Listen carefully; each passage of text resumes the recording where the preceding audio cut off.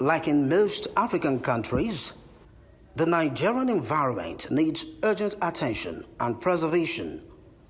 Around 1 million species are threatened with extinction, many of them within a few decades. Experts say 75% of the terrestrial environment is severely altered, and more than 85% of the surface of wetlands have disappeared. The search for solutions to these environmental challenges is what brings environment stakeholders and experts together here at this workshop on the status of forest reserves and protected areas to advance Nigeria's 30 by 30 biodiversity targets. We are gathered here today with a crucial mission,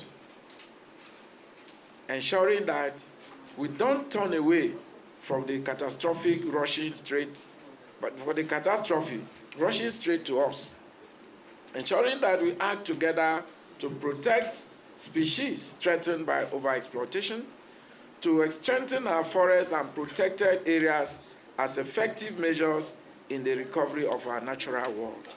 We have signed on to the 30 by 30 agreement, and our 30 by 30 must start from the forest reserves that has already been designated.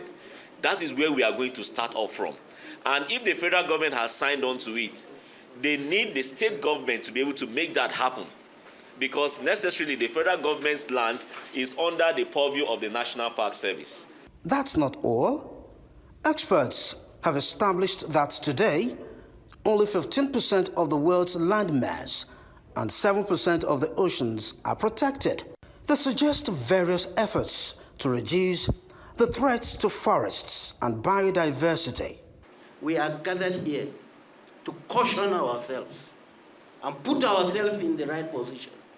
If not, what God gave us, we are destroying it. You should know that there is nature and society. There is nature, and that's where we are. There is nature and culture. Please, the ethics, let's stand on the nature for nature. We should not go for nature and society, whereby we bring other things that we cut the trees. Let us not look at our culture. We should look at our culture to conserve the natural resources.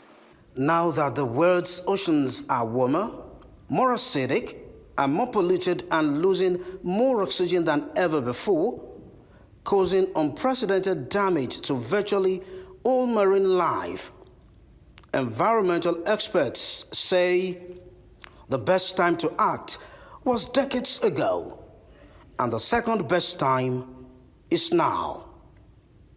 Tolu Ojewumi, Arise News.